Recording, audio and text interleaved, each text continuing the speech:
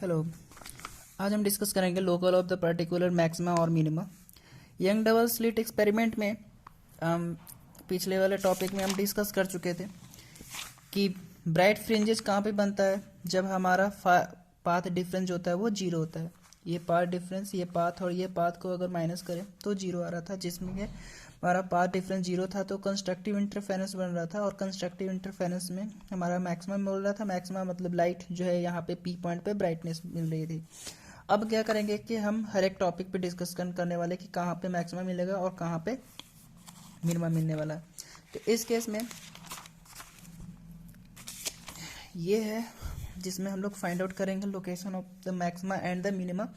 इसमें double slit experiment में दो स्लिट है, ठीक है। थोड़ा ध्यान से देखिएगा। इसमें ये एंगल का भी थोड़ा सा प्रॉब्लम जाएगी, बट मैं समझा दूंगा एंगल में क्या क्या कहाँ पे यूज होने वाला है। तो एक ऐसा एक पी पॉइंट हम लोग मान रहे थे कि यहाँ पे मतलब मुझे मैक्सिमा या ब्राइटनेस लाइट मिलनी है।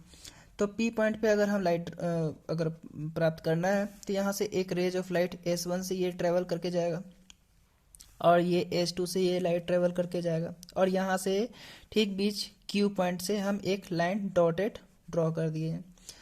अब बात ये हो रही है कि अगर ये दोनों लाइन देखा जाए कि ये दोनों लाइन जो होगा वो पैरेलल हम कंसीडर करेंगे। वो इसलिए क्योंकि इसकी जो डिस्टेंस है ये दो एक स्लीट और एक स्क्रीन के ठीक बीच में जो डी लिखे हैं ये बहुत बहुत ज़्यादा है। और इस केस में इसका जो दो स्लीट के जो बीच में डिफरेंस डी है तो ये डी का जो गैप है वो बहुत बहुत कम है, यानी 1 मिलीमीटर, तो ये 1 मीटर के आसपास। तो ये लाइट और ये लाइट जब बहुत दूर तक जाएगा तो ये पैरेलल जैसा लगेगा, इसलिए हम इसको पैरेलल कंसीडर कर लिए। अब जब पैरेलल कंसीडर कर लिए तो एक सोचने वाली बात है कि ये लाइट थोड़ा सा तो शॉर्ट होगा ना इस लाइट से, यानी इसका जो पाथ होगा और इसका जो पाथ होगा ये दोनों पाथ में अगर देखा जाए तो ये थोड़ा सा पाथ जो होगा शॉर्ट होगा और ये पाथ जो होगा बहुत थोड़ा सा ज़्यादा लेंथ का होगा। तो हम सोच रहे हैं कि पाथ डिफरेंस निकाल लें। तो पाथ डिफरेंस में क्या होगा, अगर देखा जाए तो आइसोसेलेस ट्रायंगल में देखें कि दो एक पॉइंट से अगर दो लाइन ड्रॉ करें तो दोनों का ये लाइन जो होगा वो इक्वल होता है। तो ये अगर इसको इक्वल और इक्वल मान लें तो ये दोनों इक्वल है, तो पाथ डिफरेंस कहाँ हमारा जा रहा है, इस पॉइंट से लेकर के इस पॉइंट तक, इसलिए हम इसको आर कंसीडर कर लिए। तो ये है पाथ डिफरेंस, इसको हम डेल एक्स मान लिए। अच्छा, ये एंगल थीटा है तो इसको भी थीटा कह सकते हैं क्योंकि दोनों लाइन पैरेलल है और एक ही लाइन से ड्रॉ किया गया है। ये वर्टिकल लाइन से जब ड्रॉ कर रहे हैं यहाँ पे तो ये थीटा, तो ये भी थीटा, ठीक है। आप इसको कोरिस्पॉन्डिंग एंगल भी कह सकते हो। अब ये थीटा है तो कोई भी लाइन, ये यहाँ देखिएगा, जरा ध्यान से देखना है, ये लाइन और ये लाइन ये एक दूसरे का 90 डिग्री है, परपेंडिकुलर है। तो अगर ये वाला एंगल अगर ये थीटा है तो ये जो बचा हुआ एंगल होगा वो 90 माइनस थीटा। और ऐसे भी ये परपेंडिकुलर है तो ये 90 है और ये 90 माइनस थीटा, तो ये क्या होगा, थीटा होगा। तो इसको थोड़ा एक बार और मैं समझा दे रहा हूँ। अगर ये थीटा है तो ये लाइन और ये लाइन आपस में परपेंडिकुलर है। तो अगर ये थीटा है, इसी को थीटा हम सपोज कर रहे हैं, तो ये थीटा तो ये भी थीटा, सेम ही एंगल है। तो अगर ये थीटा होगा तो बचा हुआ एंगल कितना होगा, 90 माइनस थीटा। अब ये 90 माइनस थीटा और ये 90, और कोई भी ट्रायंगल में तीनों एंगल का सम 180 के इक्वल होता है। तो ये 90 है और ये 90 माइनस थीटा, तो ये क्या हो जाएगा, थीटा होगा। बस आपको यही ध्यान देना था। अब बस हो गया सॉल्व। अब आराम से सब निकालते चले जाएंगे इक्वेशन जो भी हमें निकालना है। जैसे S1P और S2P और QP जो है वो नियरली हम पैरेलल सपोज कर चुके हैं कि हाँ मैंने सपोज किया। S1P क्या है, S1P ये हो गया, S2P ये हो गया, S2P ये हो गया, और QP ये हो गया, Q और P ये हो गया, ठीक है, नियरली पैरेलल है।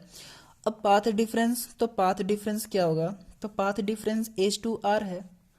ये H2 से लेके R तक को हम मैंने क्या माना है, पाथ डिफरेंस डेल एक्स, ठीक है।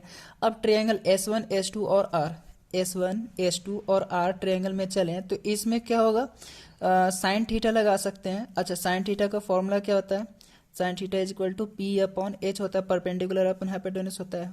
तो अगर ये थीटा है तो ये बेस होगा और ये क्या हो गया, परपेंडिकुलर, और ये हो जाएगा हाइपोटेन्यूज हो जाएगा। तो परपेंडिकुलर अपॉन हाइपोटेन्यूस। तो परपेंडिकुलर की वैल्यू क्या है, डेल एक्स, और हाइपोटेन्यूस की वैल्यू क्या हो जाएगा, डी। तो हम यहाँ पे sine theta is equal to del X upon D ले लिए, और अगर डेल एक्स को अगर लिखना चाहे तो क्या हो जाएगा, डी साइन थीटा हो जाएगा। अच्छा, अगर हमारा पी पॉइंट पे ब्राइटनेस है तो पी पॉइंट पे, यानी पी पॉइंट पे अगर हमें ब्राइटनेस मतलब माने हुए कि हाँ लेट सपोज कर लिए कि पी पॉइंट पे ब्राइटनेस ले लिए, तो पी पॉइंट पे ब्राइटनेस होगा, दैट मीन्स कंस्ट्रक्टिव इंटरफेरेंस। और कंस्ट्रक्टिव इंटरफेरेंस के लिए उसका पाथ डिफरेंस क्या होना चाहिए था, मैं एक बार और रिपीट कर दे रहा हूँ। कंस्ट्रक्टिव इंटरफेरेंस के लिए एक सिचुएशन बताया था, कंस्ट्रक्टिव इंटरफेरेंस के लिए पाथ डिफरेंस क्या होना चाहिए था, del X is equal to N lambda. मैंने बताए थे 0 1 2 3 रखने पे हमें डेल एक्स की वैल्यू क्या आता था, 0 लैम्डा 2 लैम्डा 3 लैम्डा, ठीक है।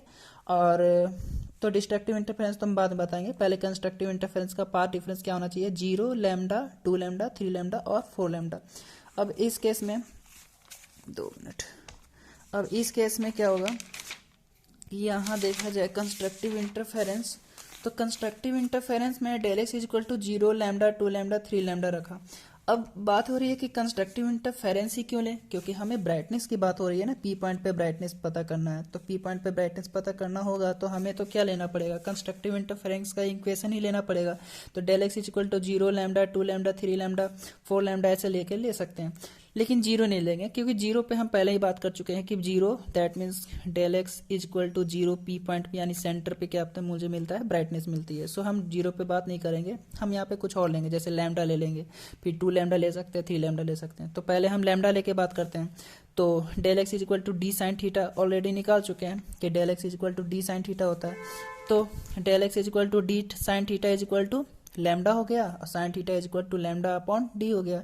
अब हमें पता है कि डी जो है वो 1 मिलीमीटर के अप्रॉक्स, मतलब बहुत बहुत स्मॉल है, ठीक है। अच्छा, लैम्डा जो है वो जैसे कोई भी लाइट का लैम्डा जो होता है वो नियरली, जैसे हम लोग इलेक्ट्रोमैग्नेटिक वेव में हम लोग पढ़ते थे, तो लाइट वेव का जो लैम्डा होता था वो कहाँ से कहाँ तक होता था, 4000 एंगस्ट्रम से 8000 एंगस्ट्रम के बाद बराबर होता था, मतलब इसके अप्रॉक्स होता था, ठीक है। और इसको हम लिखते थे 10 का पावर -7, दैट मीन्स उसका जो वैल्यू होता था, ठीक है। तो ये क्या आता है कि लैम्डा के जो है वो इतना लगभग, यानी विजुअल लाइट जो होता है उसके आसपास बराबर होता था। अब यहाँ देखा जाए कि डी और लैम्डा में हम लोग कंपेयर करने वाले हैं, ठीक है। अच्छा, डी जो है वो मिलीमीटर में है, ठीक है। तो अगर डी मिलीमीटर में है तो उसको मीटर में कन्वर्ट करेंगे तो क्या आएगा, 10 का पावर -3 मिलीमीटर आएगा। अब 10 का पावर -3 मिलीमीटर है, ठीक है, और लैम्डा हमारा क्या है, 10 का पावर -7 है, लाइट की बता रहा हूँ मैं। तो लाइट का 10 का पावर -7 है और डी की वैल्यू आपका 10 का पावर -3 है। दोनों में सबसे बड़ा कौन है, अगर देखा जाए तो दोनों का सबसे बड़ा वैल्यू क्या है, ये होगा कि ये होगा, ये होगा, क्योंकि इसकी वैल्यू ज़्यादा है, इसकी वैल्यू कम है। तो लैम्डा की वैल्यू बहुत बहुत कम होगा और डी की वैल्यू बहुत बहुत ज़्यादा होगा। और ये एक केस में नहीं है, 95% केस में ऐसे ही हम लोग सपोज करेंगे, ठीक है। तो ये हमें टॉपिक कहाँ से लाए, इलेक्ट्रोमैग्नेटिक वेव से, इसलिए हम कंपेयर किए लैम्डा और डी में, ठीक है, तब ये कंपेयर समझ में आएगा। अच्छा, दूसरी बात साइन थीटा, और दूसरी बात ये है कि अगर जैसे थीटा इक्वल टू 0 कब, जैसे कोई भी अगर साइन थीटा की वैल्यू 0 हो जाता है तो उस केस में क्या होता है, 0 होता है। ये कब होता है, जब वैल्यू एंगल जो होता है बहुत बहुत छोटा होता है, तो साइन थीटा के जगह थीटा ही इक्वल लिख देते हैं। तो थीटा अगर वेरी वेरी स्मॉल होगा तो साइन थीटा जो होगा वो टेन थीटा के अप्रॉक्स नियरली इक्वल होगा। अब बता दे रहा हूँ इसलिए, क्योंकि देखिए अगर थीटा वेरी वेरी स्मॉल होता है तो क्या होता है कि साइन थीटा जो होता है वो लगभग थीटा के बराबर हो जाता है, और टेन थीटा के साथ भी वही सिचुएशन होता है, जैसे tan theta is equal to theta होता है। ये कब होता है, जब एंगल बहुत बहुत स्मॉल हो जाता है। अच्छा, तो हम अगर ये दोनों अगर फॉलो होता है कि अगर एंगल बहुत बहुत स्मॉल है और दोनों की वैल्यू सेम होती है, तो हम क्यों ना लिख दे sine theta is equal to ten theta के अप्रॉक्स लगभग बराबर, क्योंकि थीटा जो है वेरी वेरी स्मॉल है। अगर sine theta is equal to ten theta है तो मैं tan theta is equal to लिख सकता हूँ लैम्डा अपॉन डी। अब लैम्डा अपॉन डी क्यों लिखूंगा, क्योंकि साइन थीटा जो है वो यहाँ पे मैं लिख के रखा हूँ लैम्डा अपॉन डी, क्योंकि मैं लिखा हूँ ना sine theta is equal to ten theta, तो साइन थीटा की जगह लैम्डा अपॉन डी, तो टेन थीटा है ही, अब साइन थीटा की जगह लैम्डा अपॉन डी लिखेंगे।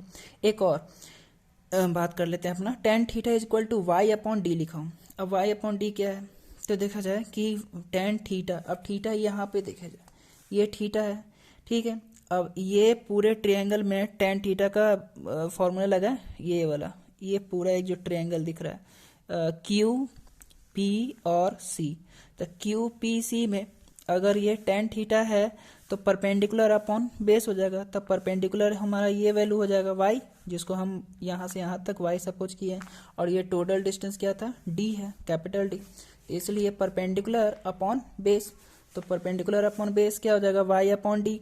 अब इससे हम y की वैल्यू निकालेंगे तो क्या होगा d lambda upon d small d।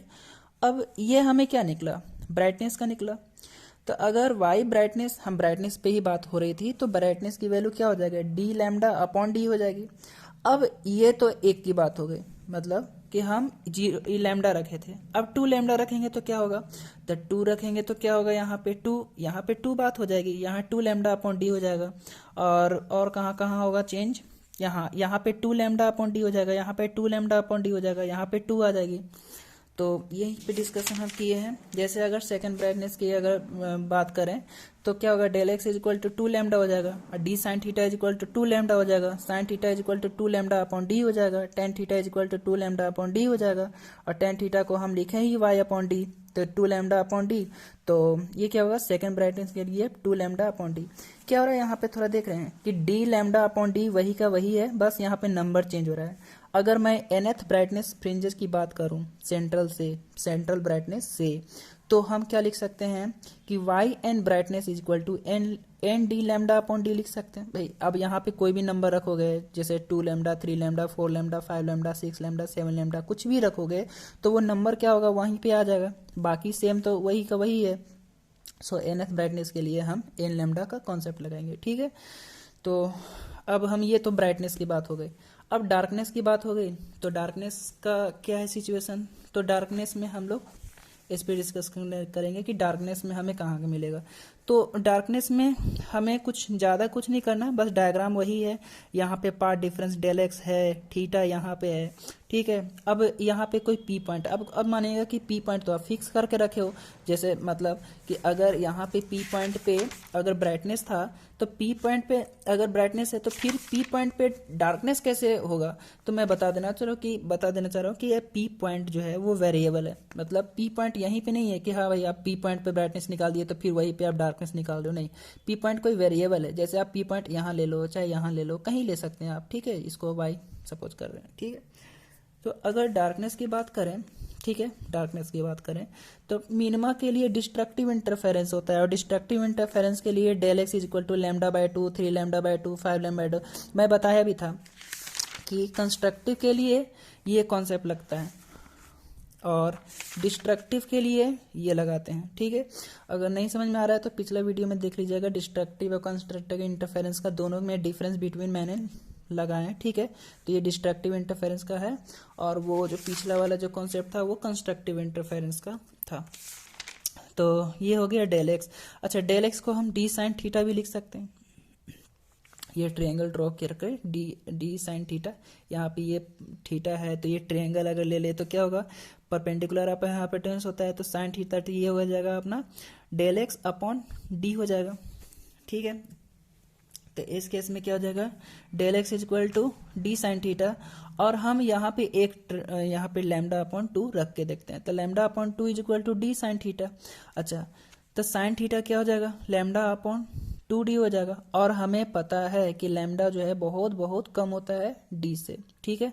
तो इस केस में साइन थीटा, अब फिर वही वाला कॉन्सेप्ट लगा रहे हैं कि अगर थीटा वेरी वेरी स्मॉल होगा तो sine theta nearly tan theta के इक्वल होगा, तो tan theta is equal to हम साइन थीटा के क्या जगह लिख सकते हैं, लैम्डा अपॉन 2d, क्योंकि साइन थीटा के लिए मैं लैम्डा अपॉन 2d निकाल चुका हूँ, यह sine theta is equal to lambda upon 2d।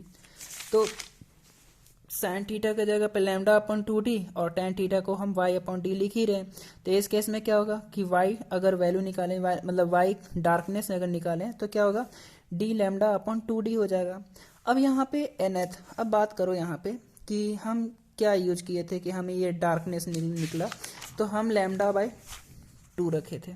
अब 3 लैम्डा बाय 2 रखेंगे, तो यहाँ एक बात बताओ कि यहाँ पे हम क्या रख रहे हैं, ऑड नंबर रख रहे हैं।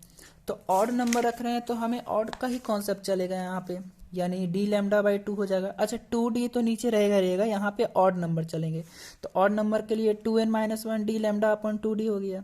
तो ये हो गया nth darkness fringes from the centre, मतलब सेंटर से हम कोई भी nth के लिए अगर डार्कनेस निकालेंगे तो हमें ये वैल्यू मिलती है। ठीक है, तो मेरे ख्याल से समझ में आया होगा। ठीक है, ये वीडियो को थोड़ा सा पॉज करके रखते हैं और हम अगला जो टॉपिक पढ़ेंगे फ्रिंजेज, मतलब कि फ्रिंजेज की ब्रीथनेस कैसे निकालते हैं। ठीक है, थैंक यू।